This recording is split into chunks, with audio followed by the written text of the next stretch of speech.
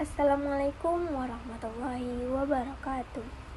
Perkenalkan, nama saya Suci Rahmadani, NIM 24002054, sesi 224. Di sini saya akan membuat video presentasi mata kuliah komunikasi organisasi, yaitu konsep dasar komunikasi organisasi. Yang pertama itu pengertian komunikasi. Secara sederhana, komunikasi itu adalah proses penyampaian ide pikiran atau secara umum kita sebut informasi. Informasi ini kita dapat dari seseorang yang kita sebut sebagai sumber atau komunikator. Komunikasi tidak hanya penyampaiannya secara verbal, tetapi setitik bagian yang ingin kita sampaikan melalui gerakan kedipan mata pun itu adalah komunikasi.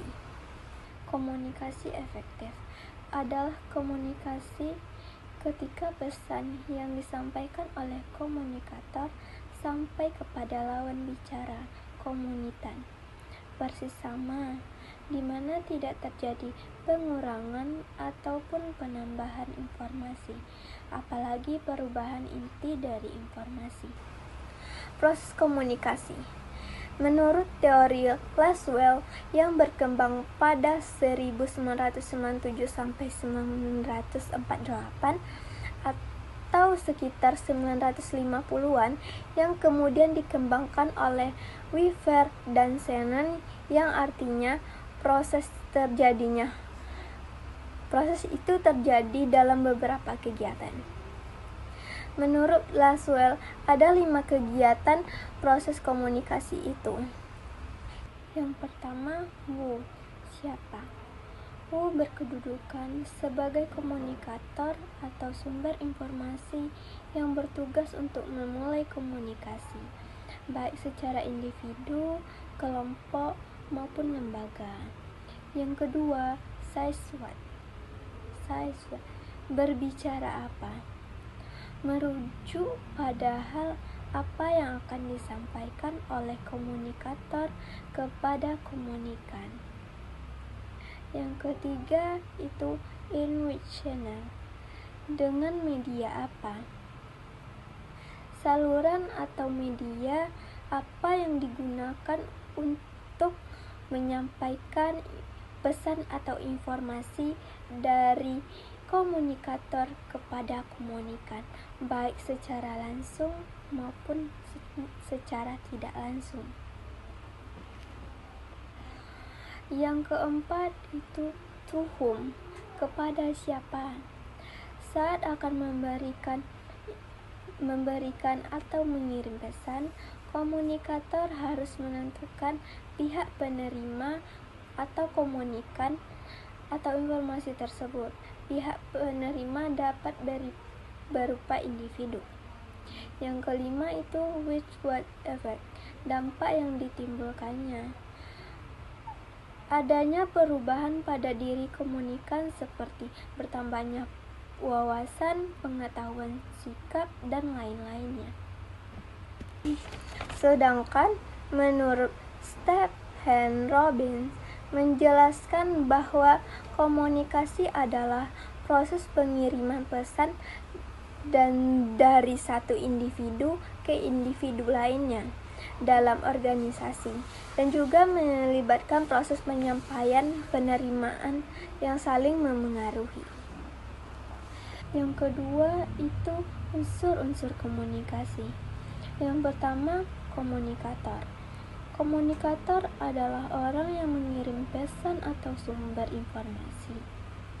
Komunikator atau sumber informasi yang ingin mengirimkan pesan, menyampaikan informasi dengan cara penyandian pikiran. Penyandian itu ada proses pengkalkulasian bentuk-bentuk dari informasi komunikator yang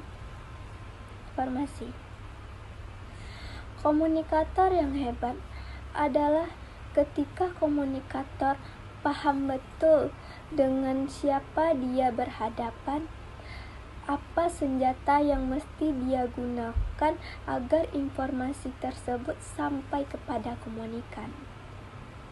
Yang kedua, itu pesan atau informasi. Pesan atau informasi, bahasa kerennya menurut teori ilmiah adalah produk fisik aktual dari penyajian oleh komunitor atau pembicara.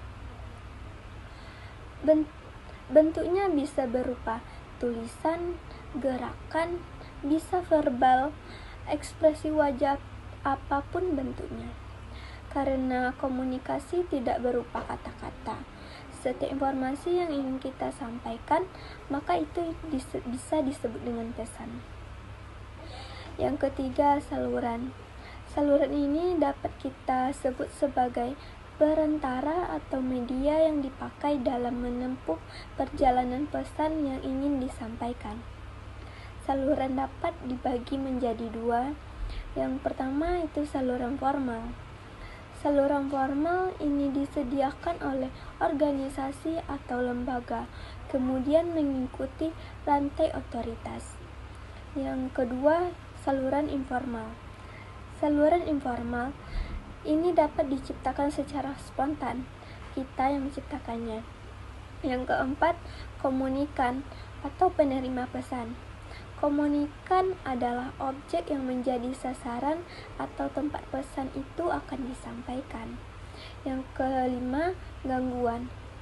Berbagai bentuk hambatan dari komunikasi yang dapat mengacaukan kejelasan pesan, sehingga gangguan itu menjadi sumber terjadinya miskomunikasi. Yang keenam, itu umpan balik.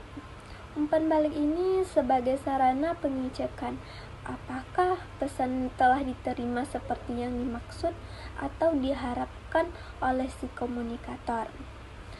Poin ketiga, tujuan komunikasi. Secara umum, dalam situasi tertentu, komunikasi itu dimaksudkan atau ditujukan untuk membangun pengetahuan, membentuk sikap, membentuk pendapat, atau tingkah laku antara seseorang atau sejumlah orang dalam rangka merubah pikiran, paradigma, informasi, wawasan, sehingga ada efek tertentu.